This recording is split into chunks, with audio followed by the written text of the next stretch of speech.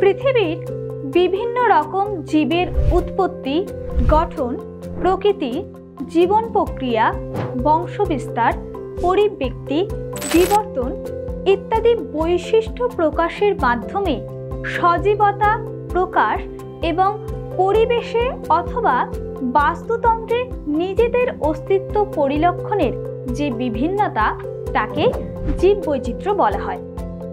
জীববিজ্ঞানের যে শাখায় জীবের শনাক্তকরণ, নামকরণ ও শ্রেণীবিন্যাস পদ্ধতি সম্পর্কে আলোচনা করা হয় তাকে ট্যাক্সোনমি বলে। পারুল একাডেমির পক্ষ থেকে আমি স্নিগ্ধা রায় আজ ট্যাক্সোনমি, হায়ারার্কি ও জীবের 5টি রাজ্য সম্পর্কে আলোচনা করব।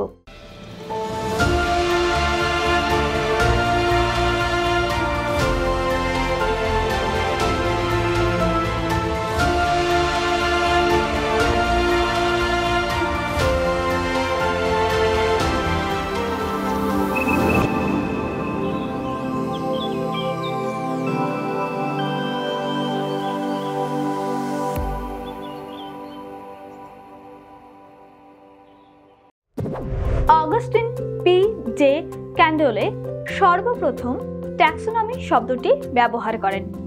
এই শব্দটি গ্রিক শব্দ ট্যাক্সিস অর্থাৎ বিন্যাস ও নোমস অর্থাৎ বিধি বা নিয়ম শব্দ দুটি থেকে এসেছে। ট্যাক্সোনমির জনক বলা হয় ক্যারোলাস লিনিয়াসকে, কারণ তিনি প্রথম সজীব বস্তুতে উদ্ভিদ ও প্রাণী রাজ্যে বিভক্ত করেন এবং প্রতিটি রাজ্যে একাধিক পর্ব এবং পর্বে একাধিক শ্রেণী ও প্রতিটি শ্রেণীতে একাধিক বর্গে বিভক্ত করেন। এবার আসি ট্যাক্সোনমিক হায়ারার্কির কথায়। বিভিন্ন এককের সাহায্যে শ্রেণীবিন্যাসের বিভিন্ন ধাপ বা ক্যাটাগরিগুলোকে সর্বনিম্ন স্তর থেকে সর্বোচ্চ স্তরে অন্তর্ভুক্ত করাকে হায়ারার্কি বলে। ক্যারোলাস লিনিয়াস প্রথম এই পদ্ধতির প্রবর্তন করেন, তাই ট্যাক্সোনমিক হায়ারার্কি বা লিনিয়ান হায়ারার্কি বলা হয়। এর 7টি ধাপ: রাজ্য বা কিংডম, পর্ব বা ফাইলাম, শ্রেণী বা ক্লাস, বর্গ বা অর্ডার, গোত্র বা ফ্যামিলি, গণ বা জেনাস, প্রজাতি বা স্পিসিস। এবার আসি জীবের 5টি রাজ্যের কথায়। হুইটেকার 1969 সালে জীবদের 5 রাজ্য শ্রেণীবিন্যাস প্রবর্তন করেন: মনেরা, প্রোটিস্টা, ফাঙ্গি, প্ল্যান্টি এবং অ্যানিমালিয়া।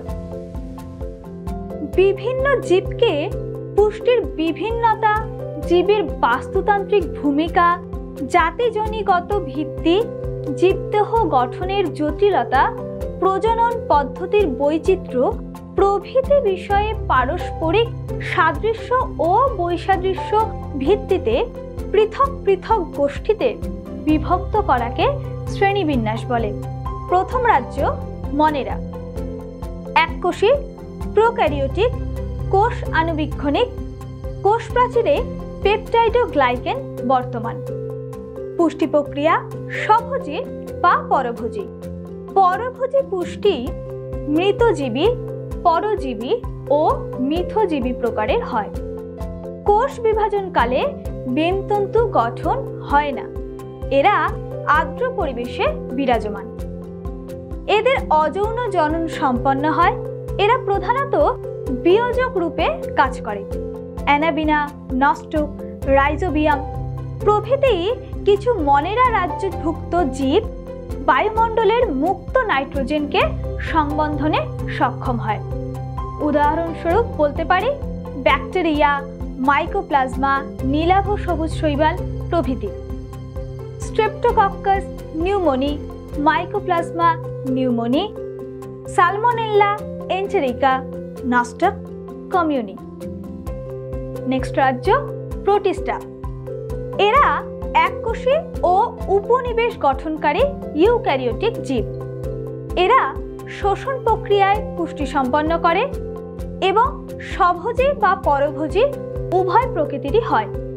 ডিএনএতে হিস্টোন প্রোটিন থাকে। এরা জলজ এবং আর্দ্র পরিবেশ উভয়েতেই বাস করতে পারে। আনুবীক্ষণিক জীব বা ছত্রাক, প্রাণী, উদ্ভিদ কোনো ভাগেই এদেরকে ফেলা যায় না। বিশেষ গমনাঙ্গের সাহায্যে এরা গমন করে, যেমন অ্যামিবার ক্ষেত্রে ক্ষণপদ, প্যারামিশিয়ামের সিলিয়া, ইউগ্লিনা, ফ্ল্যাজেলা। উদাহরণ Entamoeba, histolytica, Plasmodium, falciparum, Paramecium, caudatum. Next রাজ্য ফাঙ্গি। সরল প্রকৃতির এককোষী বা বহুকোষী ইউক্যারিওটিক অনুসূত্রাকার কাইটিন নির্মিত কোষপ্রাচীর যুক্ত ক্লোরোফিলবিহীন ছত্রাক। পরজীবী, মৃতজীবী, মিথজীবী প্রকৃতির পুষ্টি প্রক্রিয়া। মৃত জৈব বস্তুর উপর এরা জন্মায়। রেণুর সাহায্যে অযৌন জনন সম্পন্ন করে। এই ছত্রাকরা বিয়োজক রূপে কাজ করে। উদাহরণ অ্যাগারিকাস বিস্পোরাস, পেনিসিলিয়াম নোটেটাম, মিউকর, মিউসেডো। পরের রাজ্য প্ল্যান্টি। বহুকোষী ইউক্যারিওটিক প্রকৃতির স্বভোজী প্রাণী। কোষপ্রাচীর সেলুলোজ নির্মিত। এরা গমনে অক্ষম। প্লাস্টিডে ক্লোরোফিল বর্তমান। অযৌন জনন প্রকৃতির এবং এরা স্থলে এবং জলে উভয় স্থানে বসবাসকারী। উদাহরণ কি বলতে পারি? শৈবাল, স্পাইরোগাইডা, মস, পোগোনেটাম, আর্নিজেরাম, ফার্ন, ড্রায়োপটেরিস। আমাদের শেষ রাজ্য অ্যানিমেলিয়া। এরা বহুকোষী ইউক্যারিওটিক প্রকৃতির। কোষে কোষ প্রাচীর অনুপস্থিত, বড় ভ্যাকুওলও অবর্তমান। প্লাস্টিড থাকে না। দেহে কলা, কলাতন্ত্র অঙ্গ গঠিত হয়েছে। পরভোজী পদ্ধতিতে পুষ্টি সম্পন্ন হয়। জলজ, স্থলজ এবং এরা স্বাধীনজীবী। কিছু প্রাণী ছাড়া এরা গমনে সক্ষম। এদের উদাহরণ কি? পরিফেরা, সাইকন, জিলাটিনোসাম, অঙ্গুরিমাল অর্থাৎ কেঁচোড়, ফেরাচিমা, পস্থুমা, সন্ধিপদ বা ভারতীয় চিংড়ি, বিজ্ঞানসম্মত নাম ফেনারোপেনাস ইন্ডিকাস, কম্বোজ। উদাহরণস্বরূপ স্থল শামুক, অ্যাকাটিনা, ফুলিকা, কন্টকতন্তি, তারা মাছ, যার উদাহরণ অ্যাস্টেরিস রিউবেন্স। আজ তাহলে এই পর্যন্তই থাকলো। দেখা হবে পরের ভিডিওতে।